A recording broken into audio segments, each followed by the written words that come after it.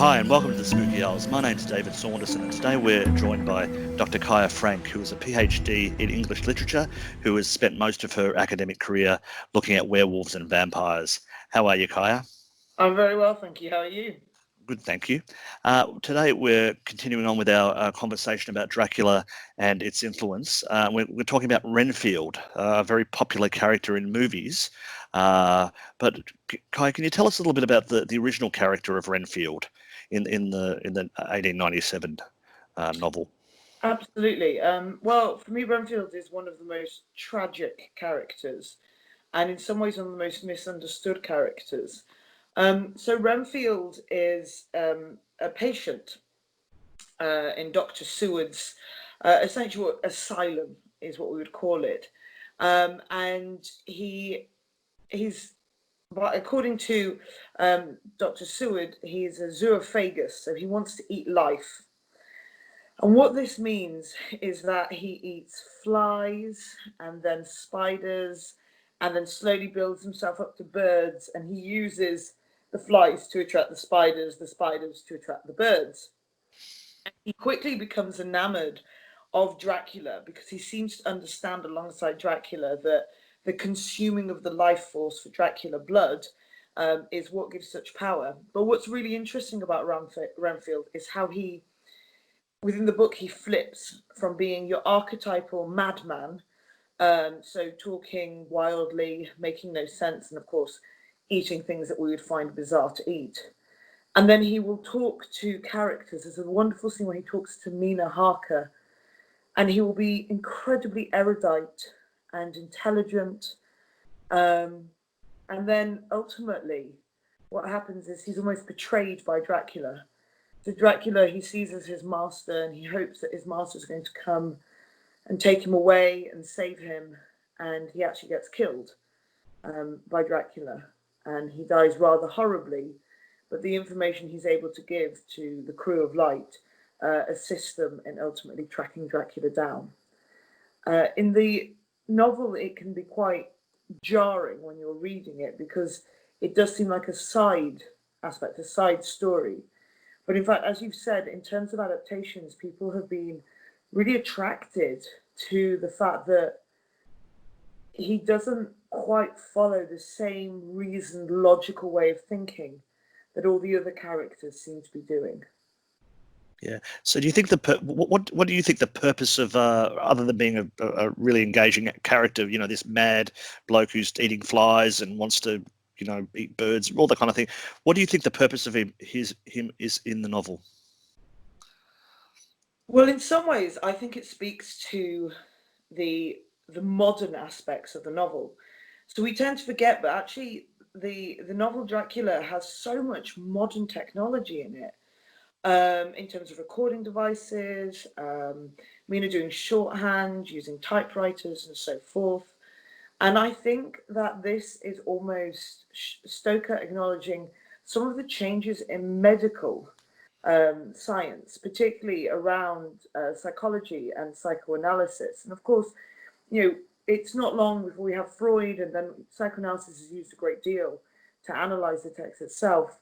But I feel like Renfield's madness, if we could call it in inverted commas, is used within the novel to perhaps reflect in some ways the madness that is inherent within that society at the time. But more importantly, I think Renfield is also a way of having a sort of foil to Dracula, who by our standards is strange and abnormal and immoral, but with no clear reason other than that he's a monster. Whereas Renfield, there is a medical reason why he's doing these bizarre things, and there is hope and a possibility of redemption for him. Okay, so why do you think that filmmakers and people that are doing new adaptations of Dracula tend to lift Renfield higher than maybe he was in the novel? Well, I think that's actually just because, since the novels come out, our understanding of the human psyche, has improved. And now, I called him a tragic character. I'm not sure if people would have seen him tragic in the late 1800s, But I see him as tragic because, by my understanding of mental health, this is someone who needed a huge amount of help, and help that would probably not have been available to him in that particular time. Now, what we think about asylums, we see them as places of horror. They are gothic settings. And so this man trapped in an asylum, misunderstood and with the potential of being this intelligent and reasoned being, I think affects us more now than it would have done in the late 1800s. And so when people are doing adaptations, they see this character and they see him both as a stock figure of Gothic horror, but also as a very human character, and one that appeals a lot to a modern audience because of that. Do you have any particular favourite portrayals of Renfield over the years? I do, but now I'm going to be very annoying and say I've complete Tom Waits. There we are. Wait, there you go. Good. Yep. The Tom Waits version I thought was absolutely brilliant. That's from Bram Stoker. Bram Stoker's Dracula in 1992 by Francis Ford Coppola. Yeah, that's Coppola, and I thought Tom Waits. He's not my favorite recording artist. My husband absolutely loves him. Just found out my next door neighbor loves him. But I think it is quite interesting that Tom Waits was chosen, because if you listen to Tom Waits' basically back catalogue is what I was going to go for. If you look at Tom Waits and what he's done, he takes on personas a lot, and he's very good at completely being absorbed into a persona. And he quite often, when he is singing his songs, wants to take on the role of the underdog or the people who are overlooked in society. So it seemed really suitable that he was given this role of someone who would be overlooked and just stuck in a room and left to rot. And he also, facially, he has that astounding bone structure. Yeah. Which I think is just absolutely wonderful and really fits sort of the cragginess you can imagine and the backdrop. He's, against the stone of the backdrop where he exists, his face is itself almost quite mountainous and cliff-like in there. So I thought it was a really inspired decision to give him that role, and a really wonderful way that he portrayed it. How about yourself? Do you have any favourites? Obviously, Dwight Frye in the 1931. I think he really nailed it. And I don't think it's really. I thought Tom Waits was great, and I think it's probably not saying one of the few things that was great about Bram Stoker's Dracula, because it had some faults, but that certainly I think was one of the best things about Bram Stoker's Dracula, 1992. Dwight Frye.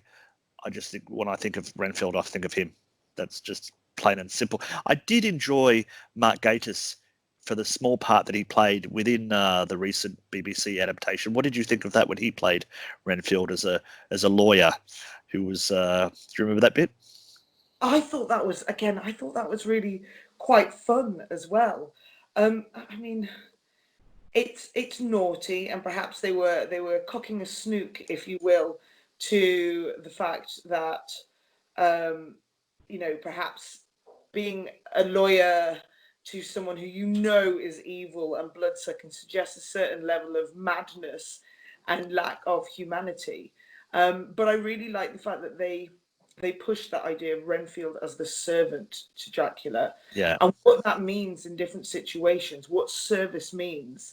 And it was quite a nod to the fact that, it was quite a clever inversion, given that Jonathan Harker in the novel is a solicitor.